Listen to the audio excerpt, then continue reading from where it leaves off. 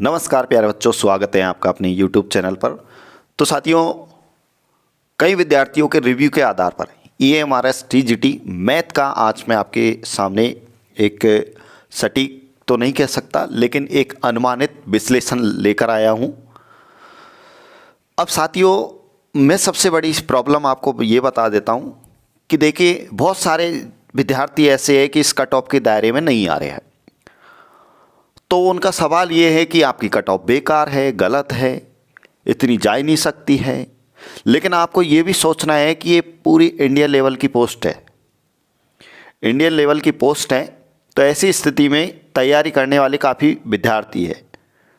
आपको पता है कि DSSB की तैयारी करने वाले काफ़ी विद्यार्थी है और सेम वही सिलेबस था, कोई अलग सिलेबस नहीं है। तो आप ये नहीं सोच सकते हैं कि इस परीक्षा को देने वाले विद्यार्थी इंटेलिजेंट नहीं थे। हाँ, ये ज़रूर तय है कि इसको देने के लिए 55% के लगभग विद्यार्थी एग्ज़ाम दी थी, लेकिन उनमें अपन ये नहीं कह सकते कि कमज़ोर विद्यार्थी थे। हाँ, ये ज़रूर कह सकते हैं कि लैंग्वेज का पोर्शन थोड़ा लेंदी था, जिसको क्वालिफाई बहुत कम विद्यार्थी कर पा रहे हैं, जिस कारण कट ऑफ का स्तर गिर सकता है। तो आप इंतजार कर रहे हैं मैथ के जो विद्यार्थी है कि आपकी अनुमानित कट ऑफ क्या रह सकती है। इसको जानने के लिए आइए बोर्ड की तरफ देखिए। साथियों, आपको मैं बता देता हूं, TGT आल पोस्ट जो थी 5660 थी, आल सब्जेक्ट की संख्या 22 थी। अप्लाई फॉर्म जो किए थे 22 सब्जेक्टों में वो 2,97,947 थे, कैंडिडेट थे। इनमें लगभग 45% विद्यार्थी उपस्थित नहीं हुए थे, एवरेज बता रहा। तो बात करते हैं कि पोस्टों की संख्या कितनी थी। तो मैथ में पोस्टों की संख्या जो थी वो 686, मतलब 686 पोस्ट थी। कैटेगरी वाइज बात कर लेते हैं कि कैटेगरी वाइज इन पोस्टों की संख्या किस प्रकार थी।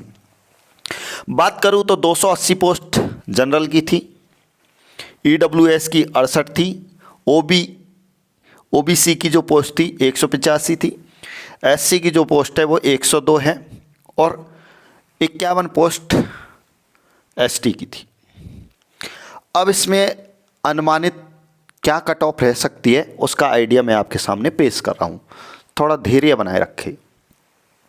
साथियों, जनरल की जो अधिकतम रह सकती है वो 72 रह सकती है और कम से कम 68 के लगभग रह सकती है। ठीक है, अब 72 भी कम नहीं है। 72 पर ये मैं 120 में से बता रहा हूँ, मैंने लैंग्वेज का पोर्शन इंक्लूड नहीं किया है, 30 क्वेश्चन इंक्लूड नहीं किए हैं। 120 में से मैं आपको बता रहा हूँ। तो 120 में से अगर मैं बात करूँ 72 अगर आपके राइट निकलते हैं तो 60% होती है। अब आप ये सोचे कि 60 तो बहुत ज़्यादा हो गई, तो पढ़ने वाले भी काफ़ी लोग हैं। ऐसे भी कई विद्यार्थी हैं जो लैंग्वेज में क्वालिफाई है और जिनके सब्जेक्ट में अच्छे मार्क्स आ रहे हैं। तो आपके कम आ रहे तो आप ये ना सोचे कि इतनी नहीं जाएगी। ठीक है, इस चीज़ को आप दिमाग से निकाल दें। जा सकती है, क्यों नहीं जा सकती है, पोस्ट ज़्यादा नहीं है, परीक्षा देने वाले काफ़ी कैंडिडेट हैं।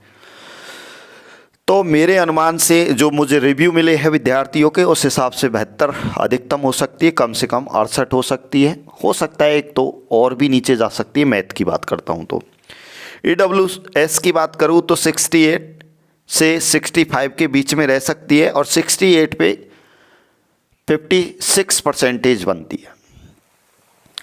OBC की मैं बात करूं तो 70 या 65 के बीच में रह सकती है, 58% बनती है। SC की अगर मैं बात करूं तो 60 से 55 के बीच में रह सकती है, परसेंटेज 50 बनती है। ST की अगर मैं बात करूं तो 55 से 50 के बीच में रह सकती है, परसेंटेज 45.83 बनती है।